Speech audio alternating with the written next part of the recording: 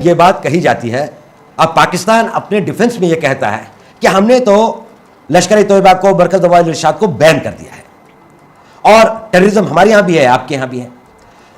बुनियादी प्रश्न है वो ये है कि पाकिस्तान ने इन ऑर्गेनाइजेशंस को यूएन रेजोल्यूशन के तहत बैन किया है और यूएन रेजोल्यूशन के मुताबिक बैन करना केवल एक ब्यूरोक्रेटिक एक्सरसाइज नहीं कि आपने एक ऑर्डर पे साइन कर दिया। उसके अंदर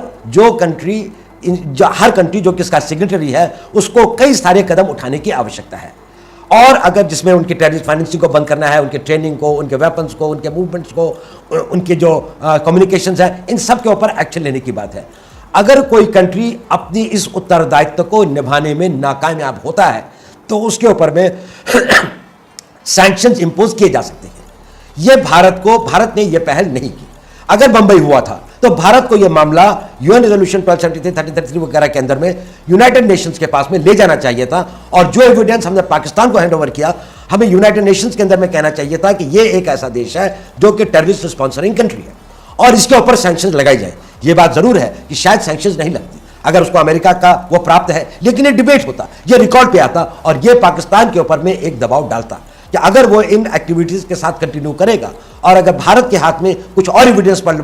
आ जाएंगे और किसी स्टेज पर अगर अमेरिका उसको सपोर्ट इतना करने के लिए तैयार न हो, अफगानिस्तान की सिचुएशन या कोई और अंतर्राष्ट्रीय सिचुएशन ऐसे बनती है, उस केस में जो पाकिस्तान के ऊपर में सैंक्शन इंपोज होंगे तो उससे पाकिस्तान एज ए कंट्री के लिए सर्वाइव करना मुश्किल हो जाएगा, खासतौर आज के उसमें जबकि पाकिस्तान इकोनॉमिकली टोटली वीक हो चुका है, उसकी इंटरनल सिचुएशन टोटली फ्रेजाइल है। तो हम इन चीज़ों का लाभ नहीं उठा पा रहे हैं। यह मेरे ख्याल से सरकार की एक वीक न्यूड पॉलिसी का, एक इंडेसिसिव पॉलिसी की बात है। दूसरी बात जो मैं कहना चाहता हूं वो ये है कि पाकिस्तान अगर अपने कोवर्ट ऑफेंसिव को हिंदुस्तान के खिलाफ अपनी पॉलिसी का एक अंग समझता है और ये सोचता है कि जो चीज़ वो युद्ध के द्वारा या डिप्लोमेटिक तरीके से हासिल नहीं कर सका वो एक इंटेलिजेंस कोवर्ट ऑपरेशन के थ्रू कश्मीर में या भारत के अन्य भागों में हिंसा करके आतंकवाद को फैला के कर सकता है, तो ऐसी हालत में पाकिस्तान बार बार बातचीत के लिए क्यों पहल करता है और भारत पर दबाव डालता है कि बातचीत की जाए।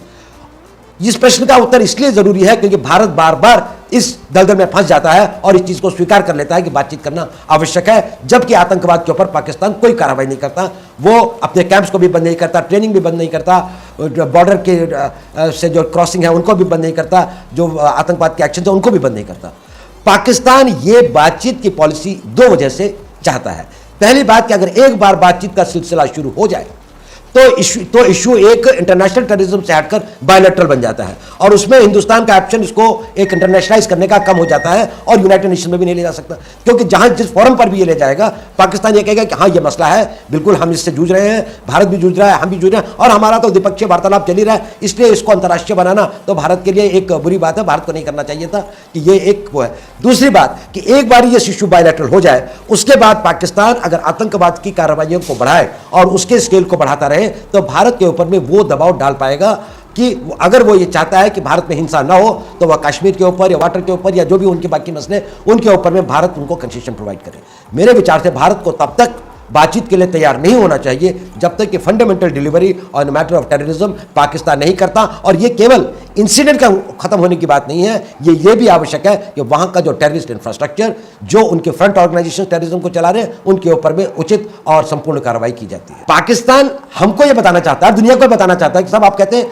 मुरीद के अंदर में मरकज दवाइल इरशाद का बड़ा भारी कैंप है, देखिए आपकी जर्नलिस्ट हरिंदर बवेजा वहां गई थी, उन्होंने तो कैमरा में लिया, कोई कैलेंडरशिप नहीं थे, गेट पे होती है 2-3, वो तो किसी के पास भी हो सकती है, बाकी अंदर तो कुछ नहीं था। लेकिन हकीकत यह है कि 15 दिन के बाद उन्होंने ये वो इजाज़त दी, ये पूरा स्टेज मैनेज हुआ होगा और वहाँ पर जो भी चीज़ें इंक्रिमिनेटिंग थी वो हटा दी गई। लेकिन उन्होंने हॉस्पिटल दिखाया, तो हॉस्पिटल कैसा हॉस्पिटल दिखाया, उसमें ना तो एक भी डॉक्टर नहीं था, कंपाउंडर भी नहीं था, वो तो छोड़िए एक मरीज भी नहीं था, तो खाली हॉस्पिटल चला रही है क्या। और उसके बाहर इतना बड़ा एक बोर्ड लगा हुआ है, उसके बाहर इतना बड़ा गेट बना हुआ है, वो हॉस्पिटल बना हुआ है वहाँ पर मरकज दवाइल इरशाद का। तो अगर ऐसी बात है तो फिर वहाँ पे बैन क्यों किया उसको, और अगर बैन किया तो कम से कम बोर्ड तो हटा देते। उसी ऑर्गेनाइजेशन को जिसको आपने बैन किया हुआ है, एक एकड़ में फैला हुआ आपका ये मेन ग्रैंड ट्रंक रोड के ऊपर में लाहौर से 33 किलोमीटर की दूर इतना बड़ा लश्कर-ए-तोयबा का कैंप कैसे चल रहा है। और आप देखें कि आप कहते हैं कि इनके कोई टेररिस्ट क्रेडेंशियल्स नहीं है, इनका कोई टेररिस्ट लिंकेज नहीं है। 5 तारीख फरवरी को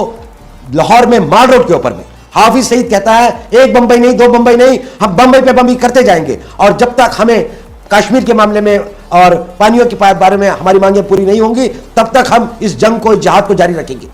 आप ये ओपन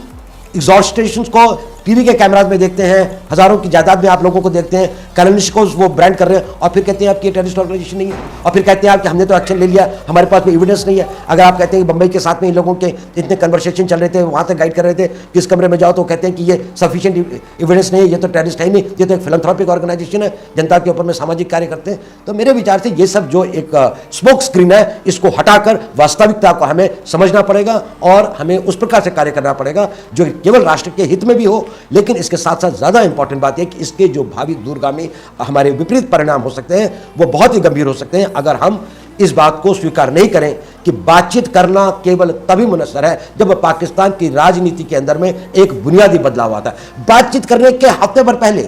पाकिस्तान का आर्मी चीफ, जिनके हाथ में किस रियल पावर है वहां पर, वो ये कहता है कि India is our natural and long term enemy. 2 फरवरी को ये कहते हैं वो फॉरेन करस्पॉन्डेंट्स को एड्रेस करते हुए रावलपिंडी के अंदर में, India is our natural and long term enemy. और आप उसके 3 दिन के बाद में कहते हैं कि हम आपसे बात करने के लिए तैयार हैं। तो किस आधार के ऊपर मैं बात कर रहे हैं और क्या आप एक एनिमिटी की उसके लिए बात कर रहे हैं? तो जब तक पाकिस्तान हिंदुस्तान को कम से कम एक पोटेंशियल फ्रेंड नहीं मानता, अगर इमीडिएट फ्रेंड नहीं मानता, सोचता है बातचीत करके हम एक मोडस विवेंडी, एक इस तरह की एक वो स्थापित कर सकते हैं जिससे कि 2 देश आपस में प्रेम से रह सकें। अगर वो परसेप्शन नहीं है, अगर परसेप्शन पॉलिसी फ्रेमवर्क ये है कि भारत एक हमारा दुश्मन है, लॉन्ग टर्म में है और नेचुरल है, तो जब तक ये नहीं बदलता तब